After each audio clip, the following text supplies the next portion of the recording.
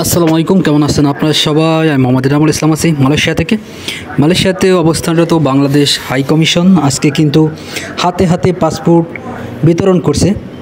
মালয়েশিয়ার একদিনে সরাসরি সর্বোচ্চ সংখ্যক পাসপোর্ট বিতরণ করছে কিন্তু আজকে কুয়ালালামপুর 17 ডিসেম্বর 2023 মালয়েশিয়ার সরকার ঘোষিত অনথিভুক্ত বা অবৈধ অভিবাসীদের বৈধকরণ কর্মসূচি রিপাবলিকেশন 2.0 নির্ধারিত সময়ের মধ্যে 31 ডিসেম্বর 2023 যাতে প্রবাসী বাংলাদেশি তাদের নাম নিবন্ধন করতে পারে সেই লক্ষ্যে বাংলাদেশ হাইকমিশন কিন্তু পাসপোর্ট বিতরণ করছে।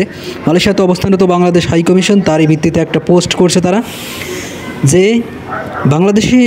বাংলাদেশিরা যাতে মালয়েশিয়াতে যে এই রিপাবলিকেশন চলতেছে তারা যাতে বৈধর আওতায় আসতে পারে সেই জন্য এই পাসপোর্ট বিতরণ, হাতে হাতে পাসপোর্ট বিতরণ ঘোষণা করছে।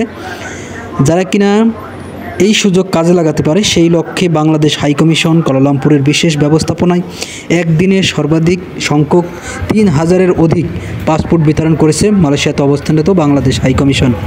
পূর্ব ঘোষণা অনুযায়ী অনলাইনে অ্যাপয়েন্টমেন্ট নিয়ে তাদেরকে 3124 জনকে রবিবার 17 ডিসেম্বর কুয়ালালামপুরের city bank limited money transfer house থেকে সকাল 9টা থেকে বিকেল 4টে পর্যন্ত সরাসরি পাসপোর্ট বিতরণ করা হয়। এর ফলে এবছরে এখন পর্যন্ত হাইকমিশন থেকে 1,10,011টি পাসপোর্ট বিতরণ করা হলো। উল্লেখ্য, মালয়েশিয়ার চলতি বছরে 27 জানুয়ারি থেকে শুরু হওয়া অনথিভুক্ত বা অবৈধ অভিবাসীদের বৈধকরণ কর্মসূচি রিপাবলিকেশন 2.0 শেষ হবে 31 ডিসেম্বর 2023। এ সময়ের মধ্যে যাতে প্রবাসীরা যারা কিনা অবৈধ আছেন তারা যাতে বৈধ হতে পারে সেই লক্ষ্যে ব্যবস্থায় কিন্তু বাংলাদেশ হাইকমিশন কাজ করে যাচ্ছে। তারই ধারাবাহিকতায় কুয়ালালামপুরে অবস্থানরত Bangladesh high commission passport service centre কুয়ালালামপুরের CBL money transfer remittance house থেকে যৌথভাবে সরাসরি পাসপোর্ট বিতরণের সিদ্ধান্ত নিয়েছে কুয়ালালামপুর অবস্থানরত বাংলাদেশ হাইকমিশন।